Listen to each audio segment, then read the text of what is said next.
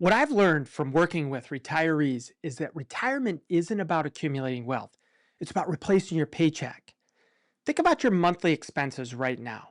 Got a number? That's what you aim to recreate when your work paycheck stops. If you're new here, I'm Patrick Shope and I'm the founder of Shope and Associates. Today, we're covering 6 essential insights that could shift how you think about retirement planning. By the end, you're going to have a clearer framework for building a more confident retirement, even if you're not sure you have enough saved yet. Right now, you probably get a paycheck every 2 weeks, maybe every month. That's the money that covers your mortgage, your groceries, your car payment, maybe even a vacation here and there. When you retire, that paycheck stops. So the real question isn't, do I have enough money? It's, can I replace that monthly income? But here's why so many people get this backwards. They're obsessing over whether they have $1 million or $2 million or whatever that magic number is supposed to be. The conventional wisdom tells you to save more money for retirement. I'm telling you that's solving the wrong problem entirely.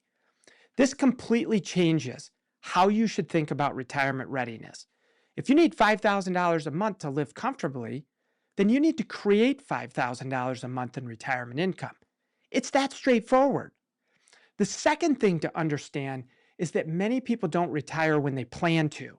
The full retirement age reaches 67 for people born in 1960 and later, and people assume they'll work until then or even longer. But the Employee Benefit Research Institute says that about half of all retirees say they left the workforce earlier than expected. Maybe it's a health issue. Maybe it's a company restructuring. Maybe it's becoming a caregiver for an aging parent. Life has a way of making retirement decisions for us sometimes. What this means for you is that flexibility matters more than perfection. Instead of banking on working until you're 67, think about what you'd do if you had to retire at 62, when you know you could handle early retirement if life demanded it. You approach your later working years from a position of strength rather than desperation. The third insight is about how retirement income actually works. But here's where many people get it wrong. They think about retirement income like a single bucket they're draining. Actually, it's like managing 3 different streams that flow together to create one river. You've got Social Security as one stream, your 401k and IRAs as the second stream, and then any other sources as a third stream. Let's say that you need $5,000 a month we talked about earlier. Social Security might cover $2,000 of that. Your investment accounts then need to generate the other $3,000. Imagine a couple, we'll call them Tom and Linda. Their combined Social Security will be about $4,000 monthly. They want to spend about $6,500 per month in retirement, so they need their portfolio to generate about $2,500 monthly. If they have about $750,000 saved, that's a 4% withdrawal rate, which is generally considered pretty sustainable. The absolute number matters less than how these streams work together. And before I forget, if this is changing how you think about retirement, make sure that you're subscribed because we break down these kinds of concepts every single week. Here's what people misunderstand about Social Security decisions. You're not waiting to spend money. You're choosing to spend money from your savings first while Social Security grows.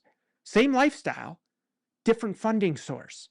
The full retirement age reaches 67 for people born in 1960 and later, but you can start taking benefits as early as 62, or you could delay them until age 70. Here's the basic trade-off. Start early, you get some smaller checks for more years. Or if you wait, you get bigger checks for fewer years. Claiming at 62 will result in a benefit that's about 30% less than your full benefit, but you'll get guaranteed income for an extra 5 years. If you retire before your full retirement age and you have money saved, you can use that savings to bridge the gap until Social Security starts. Then, when you do start Social Security, you're getting a higher monthly benefit that will last for the rest of your life. Now, here's something that might surprise you. Healthcare costs sound scary until you look at the numbers.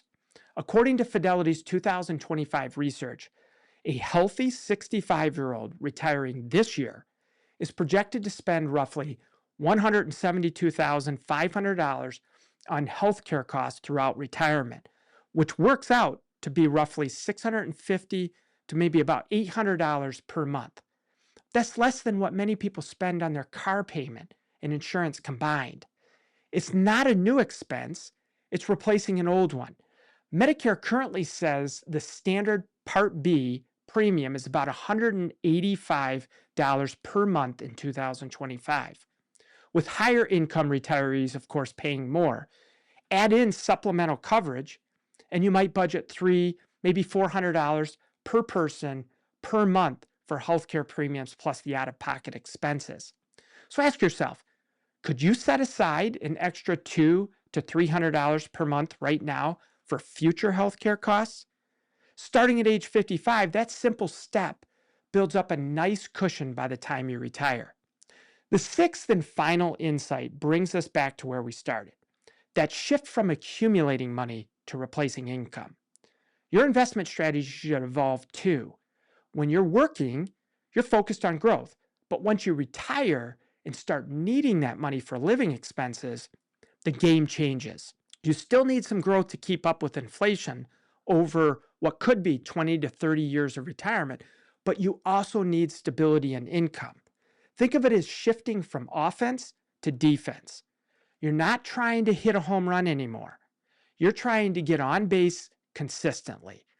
This might mean having some money in bonds, maybe some dividend-paying stocks that generate regular income. It might mean keeping a couple years' worth of expenses in cash or near cash so you're not forced to sell stocks in a down market. The principle is the same. When you stop earning paychecks, your portfolio needs to start creating them for you. Here's what ties all of this together. Retirement planning is really just life planning with a longer time horizon. You're trying to create the same lifestyle you have right now, just without the work part. When you think about it that way, retirement becomes a lot less mysterious and a lot more manageable. You know what you need to live comfortably today. You can estimate what you'll need in retirement, and you can work backward to figure out how Social Security, your savings, and maybe some other income sources can meet that need. If you're wondering whether you're on track for retirement we have comprehensive planning services to help you map out your specific situation. The most important thing to remember is this. Retirement isn't just about having enough money to stop working. It's about having enough income to keep living. Once you make that shift in thinking, everything else starts to make a lot more sense. As always, this is Patrick Shope, and I'll see you next week.